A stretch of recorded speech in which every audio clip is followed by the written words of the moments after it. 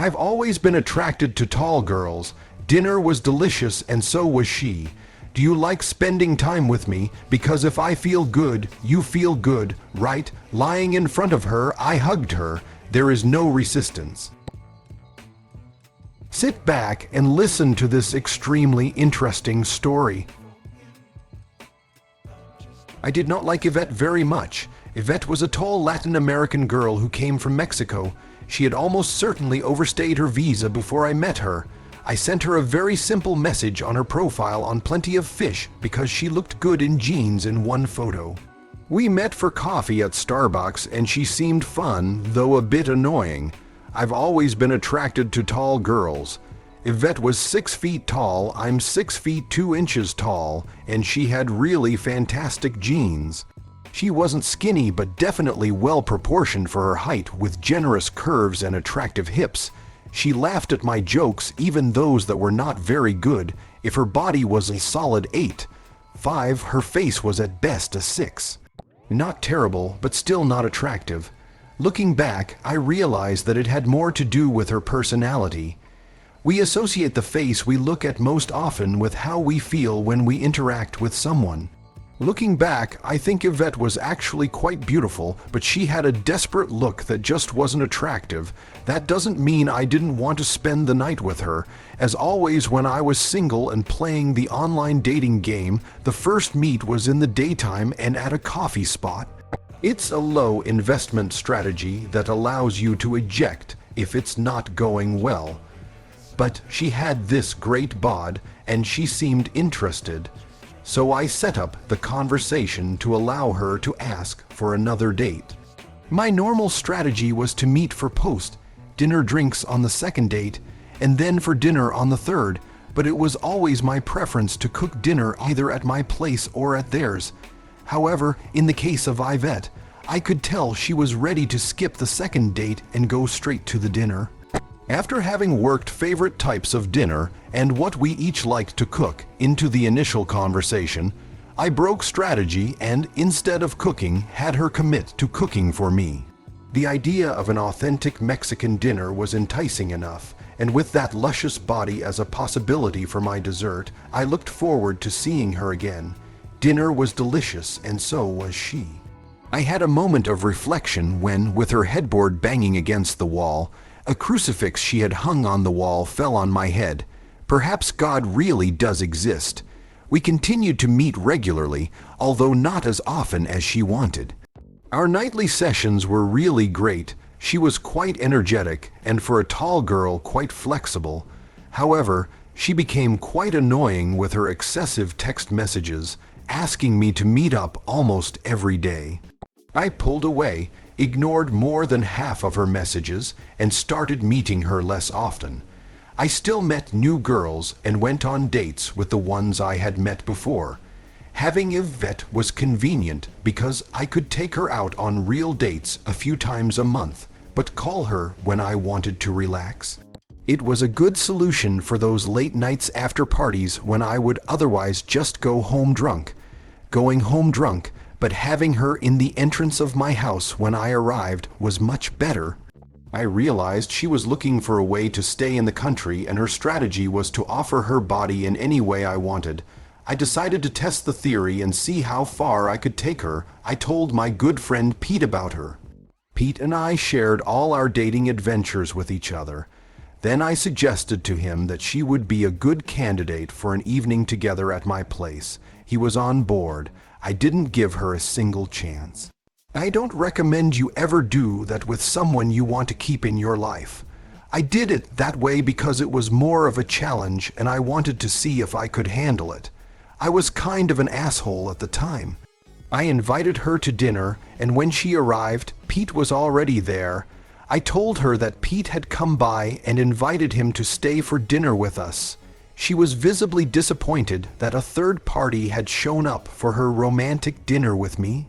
But Pete is a fun guy, and we all drank wine with dinner, and then had many cocktails after dinner and had a pretty good time.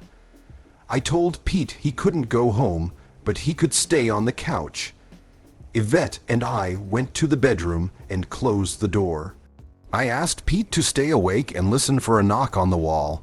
Yvette didn't know anything in advance. She and I did drunken and ridiculous things. We ended up doing it in different positions. In the end, I put her in a doggy position that would make her get an unforgettable experience. When she was already satisfied, moaning loudly, I remembered the script I had prepared in advance and began to act on it. I stepped back, paused, and held my friend at the entrance. "Do you like spending time with me?" She moves my pelvis to make me turn. Yes. When she answered, I returned to the previous position. I pulled back again and pressed against her entrance. She whimpered, trying to get me back to the previous scenario.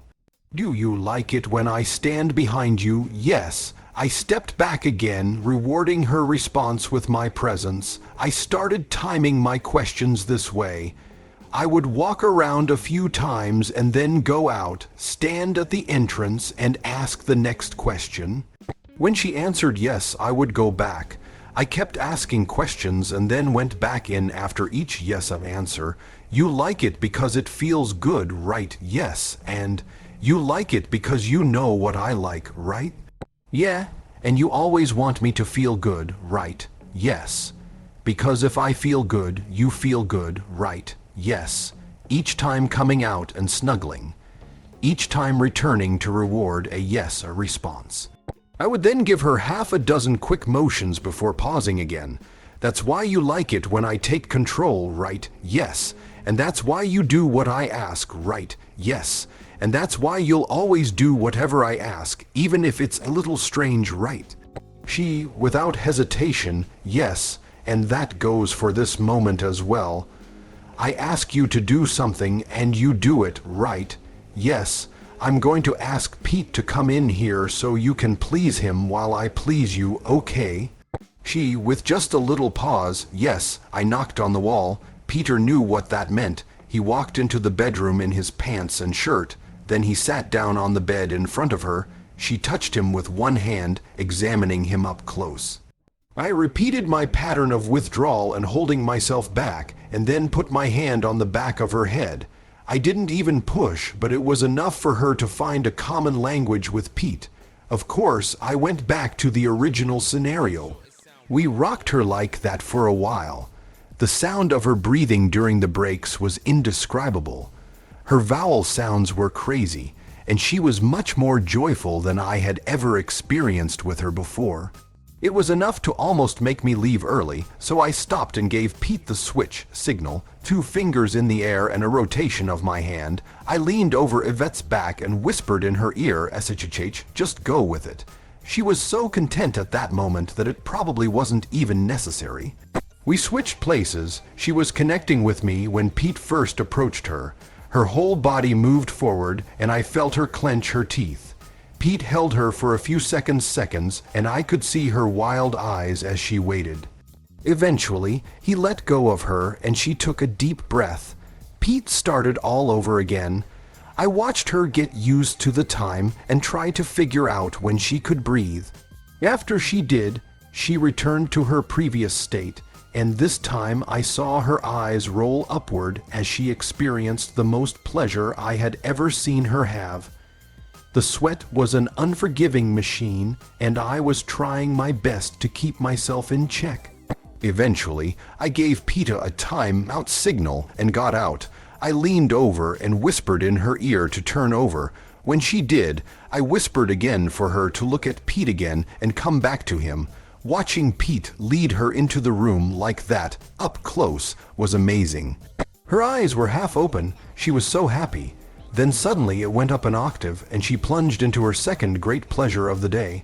Right after that peak, she started to come down, and while Pete was still working like a machine, I whispered in her ear again, "Make him your friend." Her eyes opened wide, and she looked at me in surprise. Then I leaned in again and whispered, "It's okay, I want you to look at me." That was enough for her to continue. She wrapped her arms around his back. That was enough for Pete, and he started to work a little slower, making his movements more purposeful. I knew what was about to happen. With a loud grunt, he began to give her a piece of himself, while she turned to look at me as it happened.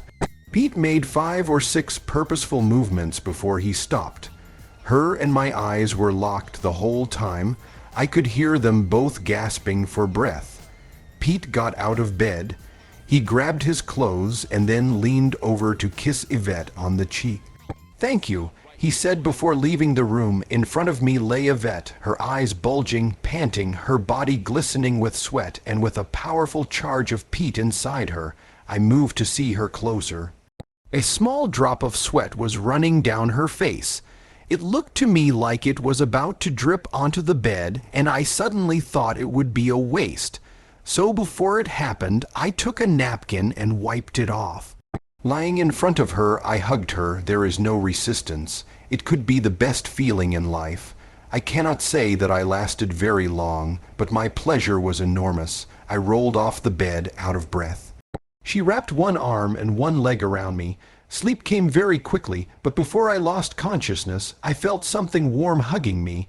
I'm sure I fell asleep with a smile on my face, but I still didn't like her.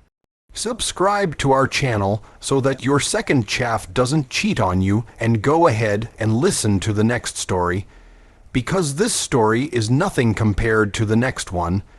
If you're under 18, don't even think about listening to the next one.